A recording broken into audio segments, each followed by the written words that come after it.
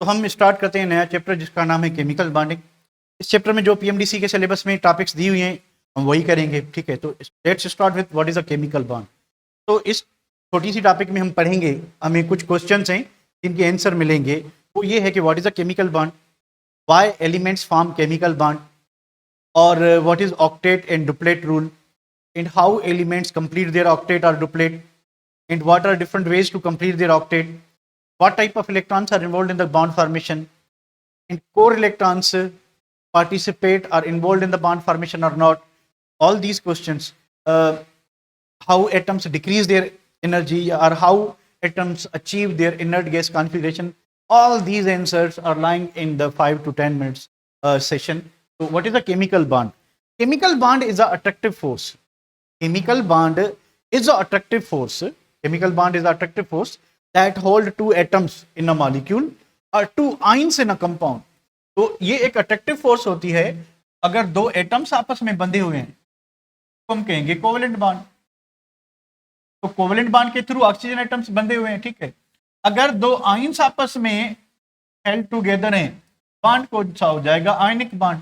यानी ऐसी attractive force जो दो एटम्स को और दो आयंस को आपस में बंधे रखे, जोड़ के रखे, ठीक है। तो उस अट्रैक्टिव फोर्स को हम कहते हैं केमिकल बॉन्ड। अट्रैक्टिव फोर्स को हम क्या कहते हैं? Chemical bond. The attractive force that hold two atoms in a molecule or two ions in a compound is called chemical bond. जब दो एलिमेंट्स आपस में एक दूसरे के नजदीक आते हैं, बॉन्ड कैसे बनता है? बॉन्ड इस तरह से बनता है कि मान लें कि दो हाइड्रोजन एटम, एक hydrogen atom,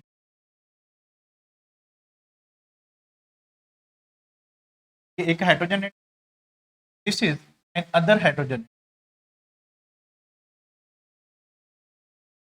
Now they are coming close to each other. We know that both have electron. अगर मैं इलेक्ट्रॉन को और पोजीशन का इलेक्ट्रॉन इधर लिखते हैं, इसका इलेक्ट्रॉन इधर लिखते हैं, तो in they come close to each other, जब एक दूसरे के नजदीक आएंगे अट्रैक्टिव फोर्सेज होंगी between electron of this and nucleus of this. इनके दरमियान कौन सी फोर्स होगी? Attractive force. Electron of this and nucleus of this attractive force होगी। इसके और इसके दरमियान अट्रैक्टिव फोर्स होगी, इसके और इसके दरमियान अट्रैक्टिव फोर्स होगी। अब क्या होगा कि रिपल्सिव फोर्स भी उस वक्त होगी। तो ग्रीन पेन जो है, ग्रीन, वो ये रिपल्सिव फोर्स है और ये अट्रैक्टिव, ये अट्रैक्टिव। अगेन इसका इलेक्ट्रॉन इसके इलेक्ट्रॉन को क्या करेगा? रिपेल करेगा। इसका इलेक्ट्रॉन इसके इलेक्ट्रॉन को क्या करेगा? रिपेल करेगा। तो दोनों फोर्सेज ऑपरेट होती हैं, अट्रैक्टिव फोर्स भी, रिपल्सिव फोर्स। जब बॉन्ड बन जाता है, जब बॉन्ड बन जाता है, ठीक है, जब बॉन्ड बन जाता है, तो जब बॉन्ड बन जाता है तो अट्रैक्टिव फोर्स जो है it is stronger than what? Repulsive. Bond सिर्फ तब बनता है जब अट्रैक्टिव फोर्स क्या होगी? ज्यादा होगी। किससे? Repulsive force. अब हमें पता है कि जब भी अट्रैक्टिव फोर्स डेवलप होती है तो पोटेंशियल एनर्जी क्या होती है? डिक्रीज होती है। पोटेंशियल एनर्जी क्या होती है? डिक्रीज होती है, ठीक है। तो पोटेंशियल एनर्जी क्या हो जाएगी? डिक्रीज। अब देखिए, ये जो हाइड्रोजन था इसके पास एक अनपेयर्ड इलेक्ट्रॉन, ये जो हाइड्रोजन था इसके पास भी एक अनपेयर्ड इलेक्ट्रॉन था। जब इन्होंने बॉन्ड बनाया तो दो इलेक्ट्रॉन हो गए। अब इस हाइड्रोजन, जब इन्होंने बॉन्ड बनाया तो दो इलेक्ट्रॉन हो गए। ये दोनों इलेक्ट्रॉन इसकी डुप्लेट में भी काउंट होंगे, दो इलेक्ट्रॉन इसकी डुप्लेट में भी काउंट। तो बॉन्ड बनाने के वक्त क्या क्या हुआ है? बॉन्ड बनने के बाद नंबर पहली बात कि डुप्लेट पूरी हो गई है, डुप्लेट कंप्लीट हो गई है, जो कि पहले इनकम्प्लीट थी। डुप्लेट पूरी हो गई है, ठीक है। उसके बाद क्या चीज है कि डुप्लेट पूरी होने के बाद भाई नोबल गैसेस कॉन्फ़िगरेशन अचीव हो गई है। नोबल गैसेस कॉन्फ़िगरेशन अचीव हो गई है। तीसरी बात कि अट्रैक्टिव फोर्स जो है it is dominant over repulsive force, that's why atoms have hold together. यानी अट्रैक्टिव फोर्स जो है रिपल्सिव से ज्यादा है, तो पोटेंशियल एनर्जी कम हो गई है। पोटेंशियल एनर्जी क्या हो गई है? कम हो गई है। तो हाइड्रोजन रिएक्टिव क्यों था? हाइड्रोजन इन तीन रीजंस की वजह से रिएक्टिव था कि उसकी एनर्जी ज्यादा थी जब वो इंडिविजुअल एटम थे, कि जब ये कंबाइन होंगे तो ये एक दूसरे को जब अट्रैक्ट करेंगे तो यहां से एनर्जी क्या होगी? रिलीज होगी। तो इनकी एनर्जी कम हो गई तो ये स्टेबल हो गए। अच्छा, एनर्जी कम होने के साथ साथ इनकी डुप्लेट पूरी हो गई तो ये स्टेबल हो गए। ठीक है, तो चौथा रीजन जो है to gain stability, to gain stability के खुद को स्टेबलाइज करने के लिए, डुप्लेट पूरी करने के लिए, ऑक्टेट पूरी करने के लिए, एनर्जी कम करने के लिए, नोबल गैसेस कॉन्फ़िगरेशन अचीव करने के लिए एलिमेंट क्या बनाते हैं? बॉन्ड बनाते हैं। एलिमेंट क्या बनाते हैं? बॉन्ड बनाते हैं। ये बात क्लियर है? लोएस्ट एनर्जी जितनी पॉसिबल हो सके। ठीक है, तो वापस आते हैं। When two elements come close to each other, both attractive and repulsive forces operate. A chemical bond is formed when attractive forces are dominant over repulsive forces. जब attractive forces dominant होंगी तो क्या होगा? पोटेंशियल एनर्जी कम होगी तो वो loss होगी, loss होगी तो उसको बॉन्ड एनर्जी कहेंगे। अगर कोवेलेंट बॉन्ड बनता है तो हम बॉन्ड एनर्जी कहेंगे। अगर आयोनिक बॉन्ड बनता है तो हम लेटाइस एनर्जी कहेंगे। क्लियर है?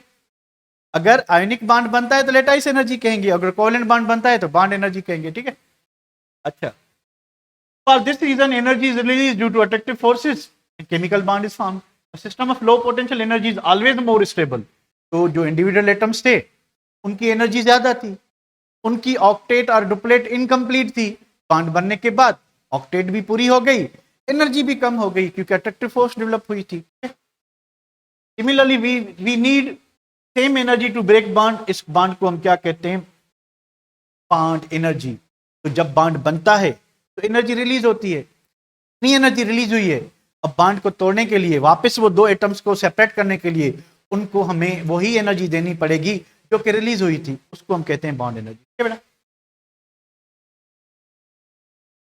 आते हैं नेक्स्ट पे। Why elements form chemical bond. अभी हम मैंने जो है आपको दो चार रीजंस बताए, फिर भी एक बार रिपीट कि एलिमेंट्स इस वजह से केमिकल बॉन्ड बनाते हैं। पहली बात, complete their octet or duplet और नोबल गैसेस कॉन्फ़िगरेशन को अचीव करना। टू डिक्रीज देयर एनर्जीज, क्योंकि जितनी उनकी एनर्जी ज्यादा होगी उतना वो अनस्टेबल होंगे। तो बॉन्ड फॉर्मेशन इज एक्सोथर्मिक, तो जब बॉन्ड बनेगा एनर्जी रिलीज हो जाएगी और ऑक्टेट पूरी हो जाएगी तो एनर्जी भी कम हो जाएगी और ऑक्टेट भी पूरी हो जाएगी, नोबल गैसेस कॉन्फ़िगरेशन भी अचीव हो जाएगी। तो आपका एटम जो है एटॉमिक स्टेट में नहीं, मॉलिक्यूलर और कंपाउंड फॉर्म में ज्यादा स्टेबल होगा। To increase their stability, to decrease their reactivity, to become more stable. तो ये सारी मकसद जो है हमें बॉन्ड फॉर्मेशन के बाद क्या होते हैं? हासिल होते हैं।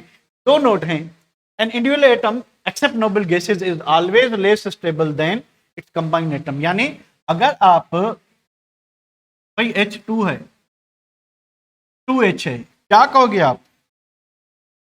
क्या कहोगे आप? लेस एनर्जी, मोर स्टेबिलिटी या मोर स्टेबल है। इसकी क्या होगी? बस रिवर्स करें, वन अपान करते जाएं, यानी उल्टा करते जाएं, इनवर्स करते जाएं। Complete duplet, complete duplet atomic state में इनकम्प्लीट होगी। ये हाइड्रोजन मॉलिक्यूल है, दो हाइड्रोजन एटम्स हैं, तो रिएक्टिविटी ज्यादा होगी, इनकी स्टेबिलिटी ज्यादा होगी। ठीक है, तो ये बात समझ रहे हैं कि यही बात थी कि पहली बात के जो इंडिविजुअल एटम होता है नोबल गैसेस के अलावा, नोबल गैसेस के अलावा जितने भी इंडिविजुअल एटम्स हैं वो मोर एनर्जेटिक और लेस स्टेबल होते हैं। An individual atom has more energy than its combined state. Individual atom की जो एनर्जी है जब वो कंबाइंड स्टेट में होता है तो उनकी एनर्जी कम होती है। वो एनर्जी कहाँ गई? वो एनर्जी बॉन्ड फॉर्मेशन की वक्त जब बॉन्ड बनता है, जब बॉन्ड बनता है, ठीक है, तो अट्रैक्टिव फोर्स डेवलप होती है, तो वहां से एनर्जी क्या होती है? रिलीज पानी चाहिए। ये बात क्लियर है कि एलिमेंट बॉन्ड क्यों बनाते हैं? ये क्लियर है कि एलिमेंट बॉन्ड क्यों बनाते हैं? क्लियर?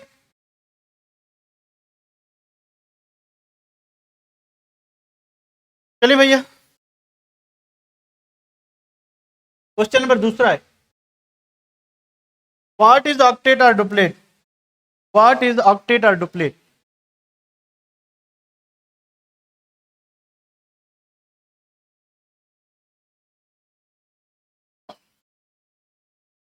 व्हाट इज डुप्लेट और ऑक्टेट? एलिमेंट की वो ख्वाहिश, एलिमेंट की वो एबिलिटी, एलिमेंट की वो टेंडेंसी जिसके जरिए वो अपने आखिरी शेल में 2 इलेक्ट्रॉन रख सके या 8 इलेक्ट्रॉन रख सके। तो इस एबिलिटी को हम डुप्लेट और ऑक्टेट रूल कहते हैं।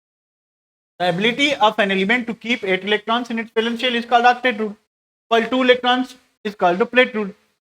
एलिमेंट अपनी ऑक्टेट पूरी कैसे करेंगे? There are 3 possible ways. कुछ एलिमेंट्स है जो इलेक्ट्रॉन लॉस करते हैं by losing electron. This is very simple for the metals, mostly metals. By gaining electrons, very simple for the non metals. Metals लिख रहा हूं मैं, sorry, non metals. By sharing electron. अब ये जो प्रॉपर्टी होती है, अगर ज्यादातर कहें कि नॉन मेटल्स की ज्यादा होती है, पर मेटल्स भी कोवेलेंट बॉन्ड बनाते हैं. मेटल्स भी बनाते हैं, पर ज्यादातर कौन बनाते हैं? नॉन मेटल्स बनाते हैं. नॉर्मली छोटी छोटी क्लासेस तक हम यही कहते हैं कि अगर आपको किसी कंपाउंड में मेटल दिखाई दे तो मोर देन, यानी वहां पे यही कहते हैं हम कि वो कंपाउंड आयोनिक होगा. पर नहीं, हमने दूसरी चीज देखनी है कि जब कोई मेटल बॉन्ड बना रहा है नॉन मेटल के साथ, तो इलेक्ट्रोनेगेटिविटी डिफरेंस डिसाइड करेगा कि बॉन्ड आपका आयनिक होगा या बॉन्ड आपका कोवेलेंट होगा. तो इलेक्ट्रोनेगेटिविटी डिफरेंस डिसाइड करेगा. यानी सेकंड फैक्टर जो है मेटल नॉन मेटल के बाद, वो इलेक्ट्रोनेगेटिविटी डिफरेंस होता है. नॉन मेटल्स में इवन इलेक्ट्रोनेगेटिव डिफरेंस जो है 1.7 से एक्सीड भी कर जाए, फिर भी बॉन्ड कोवेलेंट रहता है. फिर भी बॉन्ड कोवेलेंट रहता है. एक अच्छा सा मिसाल दे दो आपको. Hydrogen fluoride 0.1 4.0, difference is 1.9, electronegativity difference is 1.9, but as both are the non-metals, both are the non-metals, तो इसलिए क्या होगा? ये होगा कि ये कोवेलेंट बॉन्ड ही बनाएंगे. तो ये जो है बाय शेयरिंग ऑफ इलेक्ट्रॉन, ये इलेक्ट्रोनेगेटिविटी डिफरेंस डिसाइड करेगा. और शेयरिंग के लिए जो है ये इलेक्ट्रॉन डिफरेंस 1.7 से मेटल और नॉन मेटल के दरमियान कम होना चाहिए. ठीक है बेटा, चलें. तो ये आपको 3 क्वेश्चंस के आंसर मिल गए. अब आते हैं क्वेश्चन नंबर 4.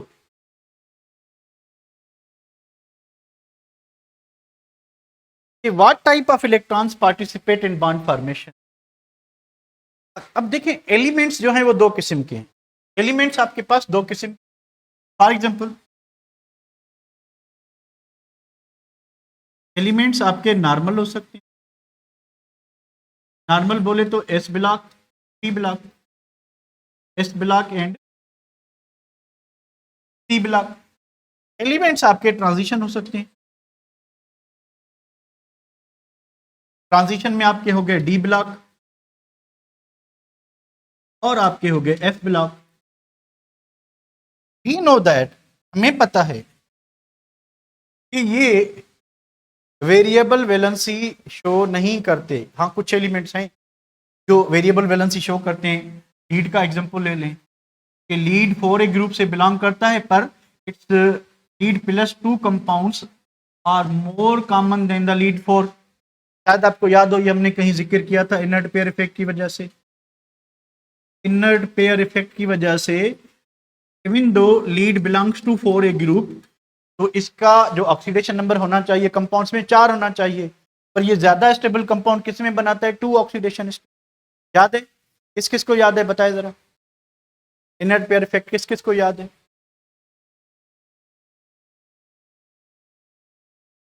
नहीं नहीं, 2 होंगे. ठीक, अच्छा. उसके बाद बात स्टेबिलिटी की नहीं है हमजा, बात है कि मोर फ्रीक्वेंट कौन सी यूज होगी.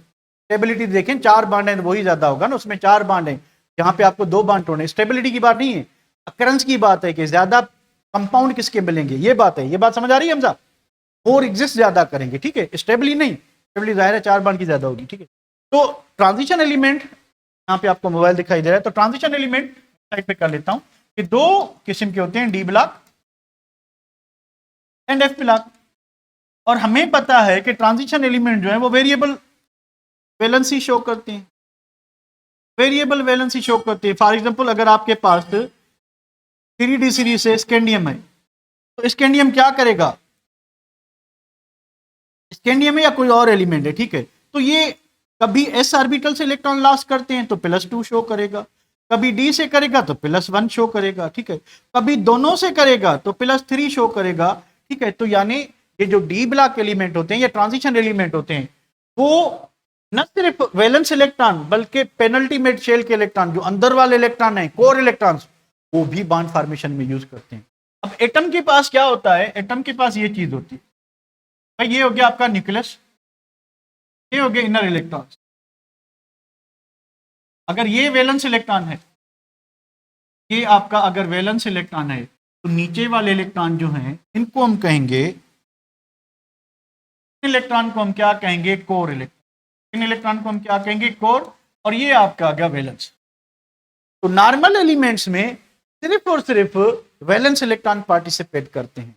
अगर हमारे पास ट्रांजिशन एलिमेंट है, अगर हमारे पास ट्रांजिशन एलिमेंट है, तो फिर वैलेंस के साथ साथ पेनल्टीमेट इलेक्ट्रॉन यानी अंदर वाले जो शेल हैं उनके इलेक्ट्रॉन भी पार्टिसिपेट करते हैं। इस वजह से वो वेरिएबल ऑक्सीडेशन शो करते हैं। तो in normal elements, S and P block elements, only valence electron participate in the bond formation. कि नॉर्मल एलिमेंट के केस में सिर्फ और सिर्फ वैलेंस इलेक्ट्रॉन जो है पार्टिसिपेट करते हैं। Some normal elements show variable oxidation state because of inert pair effect. In majority of transition elements, D and F block elements, both valence electrons and penultimate shell के electron जो हैं वो participate करते हैं। यानी बाहर वाला भी और अंदर वाला शेल भी, जो जिसको हम कोर इलेक्ट्रॉन कह रहे हैं, जो अंदर वाला शेल है वो भी रिएक्ट करते हैं। ठीक है, इसी वजह से नॉर्मल एलिमेंट्स में ओनली वैलेंस इलेक्ट्रॉन और ट्रांजिशन एलिमेंट्स में वैलेंस के साथ साथ इनर इलेक्ट्रॉन्स या कोर इलेक्ट्रॉन्स भी पार्टिसिपेट करते हैं। यहां तक क्लियर है बेटा? यहां तक क्लियर है? यहां तक क्लियर है? ओके।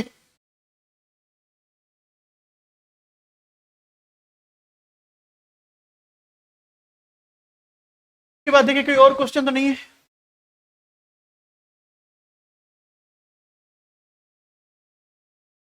उसके बाद है आयनिक बॉन्ड, इसको कल करेंगे बेटा। तो आयनिक बॉन्ड को कल कर लेंगे। ठीक है, तो अच्छा पेनल्टीमेट शेल यानी अंदर वाला शेल जो होता है उसको कल हम करेंगे आयनिक बॉन्ड, कोवेलेंट बॉन्ड और कोऑर्डिनेट कोवेलेंट बॉन्ड, ये तीनों चीजें करेंगे। ठीक है, तो थोड़ा सा मैंने आपको पीडीएफ सेंड कर दिया, तो घर से पढ़ के आना, तो हम जस्ट डिस्कस करेंगे। ठीक है, ताकि जो है ये तीन टॉपिक जो हैं, टॉपिक तो नहीं है, ऑलरेडी आपको क्लियर है, पर थोड़ा थोड़ा उसको जो है उसमें नई चीजें हैं उसको हम करने की कोशिश करेंगे।